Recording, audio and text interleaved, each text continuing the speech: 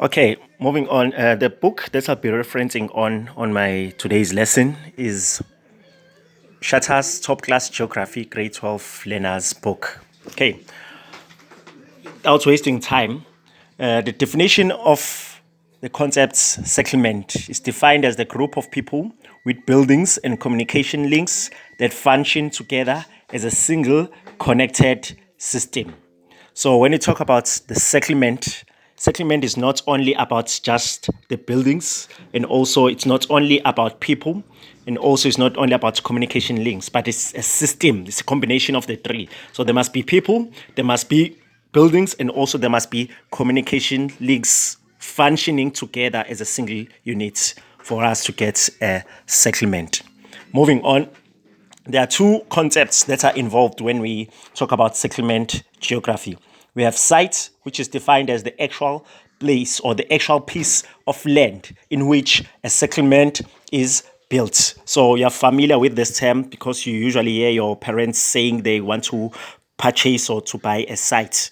So it's an actual piece of land where you're going to build your settlement. And whereas situation is defined as the position or of a settlement in relation to the surrounding environment. For example, if you want to make an example of the situation, for example, if you have a site somewhere, you decide to buy a site. So a situation will be looking at, is there a shop around? What is happening around that area? Is there a shop? Is it close to the schools? Is there a road nearby? Is there a river for the supply of water? So situation, we are looking at the position of the settlement in relation to the surrounding environment, what is happening around the environment.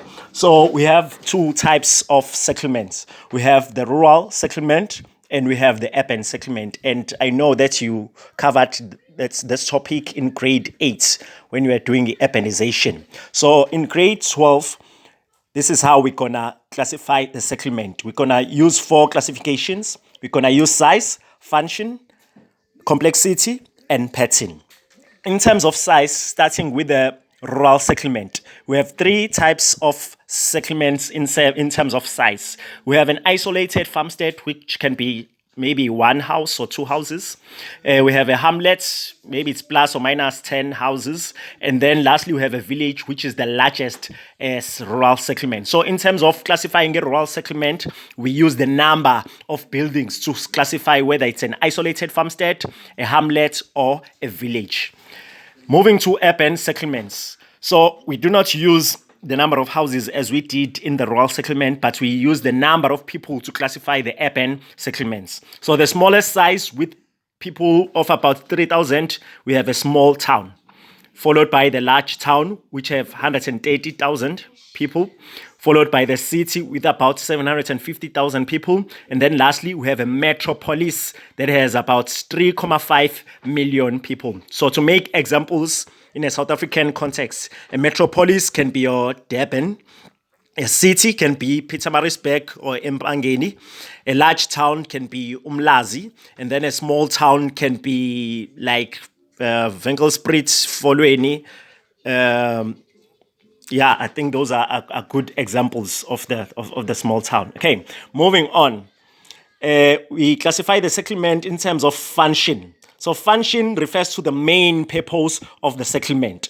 So the rural settlement is said to be uni-functional. Uni meaning one. So that means there's only one function that is practiced in this settlement. So it can be a primary function, looking at things like farming or mining.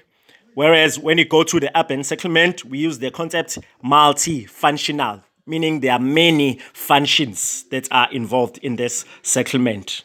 Okay, so we can have secondary, we can have tertiary functions, and also quaternary.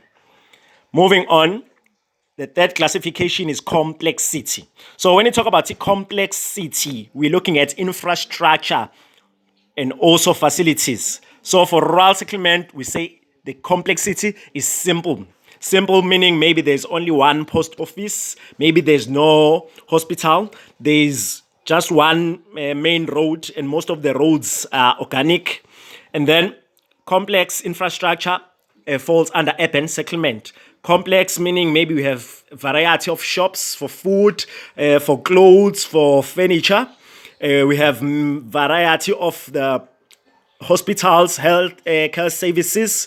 We have different schools, private and public schools. So that is complex infrastructure and services. And then lastly, we talk about the pattern. So for the pattern, we say the pattern is either nucleated or dispersed. Dispersed means the houses are spread apart. Nucleated means they are close to one another. So rural settlement, we find both dispersed and nucleated pattern. Whereas in a urban settlement, it's mostly nucleated. To make you have a visual of what I'm talking about. Dispersed pattern, as you can see, we have these houses that are spread, that are far apart from each other. And nucleated, we have houses that are close to one another.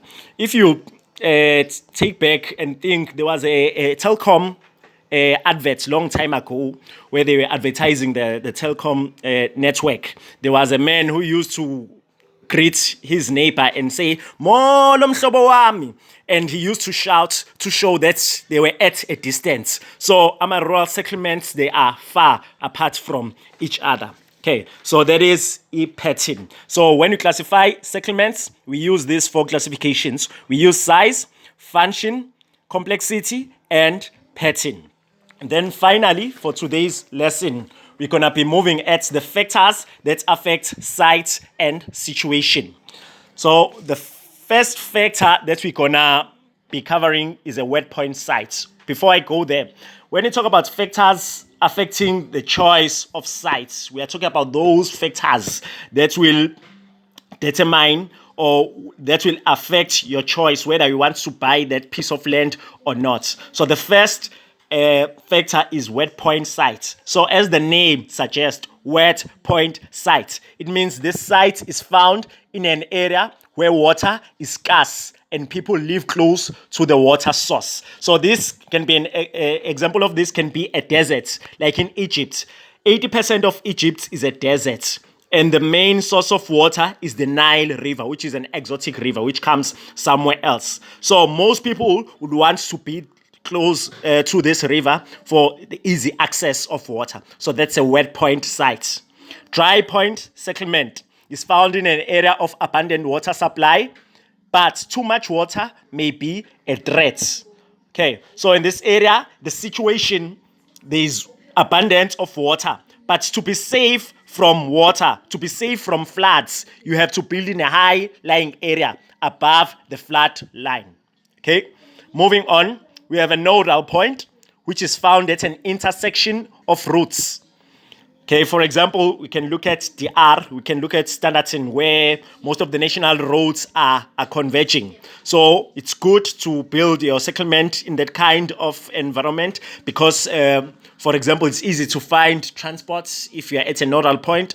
Also, it's easy to trade when you choose to build it at a nodal point. And then next, we have a break of bark point. So when you talk about bark, there is like something that is huge, like something that is usually carried by the containers. Okay, so the break of bulk point is where there is a change from one form of transport to another. So break of bulk point can be, we can use an example of an airport where a load comes by planes and then it is offloaded into the trucks or into the trades.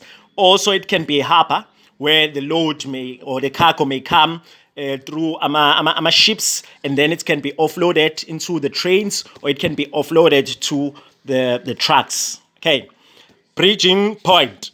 Bridging. Think of a bridge. What is a bridge? Okay, so bridging point is a part of a river where it is easy to cross to the other side. So we know, we learned about the river, the different widths of the river. We have the upper course, middle course, and the lower course. And as you move towards the lower course, the width of a river widens. So it's important when you choose to build your site to choose a place where you can easily cross to the other side. Okay? Moving on, the other factors that can be mentioned are soil fertility. It's important for you to choose a site that has a fertile soil. because most of the people would like to practice farming. So it's advantageous to choose a place where soil is fertile so you can grow your crops. Mineral resources, employment, mineral resources like in Johannesburg, in Gauteng, most of people used to live their rural towns and go to that kind of area. Why? Because there are job opportunities. Where there are minerals, that means there'll be industries, that means there'll be employment, there'll be job opportunities. And then lastly, we have fuel. Fuel, we can look at fuel in terms of living close to the forest, maybe, where you can gather wood for cooking or for different purposes. So that is all for today. This is Mr. Khanyile, aka Awemah. Thank you very much.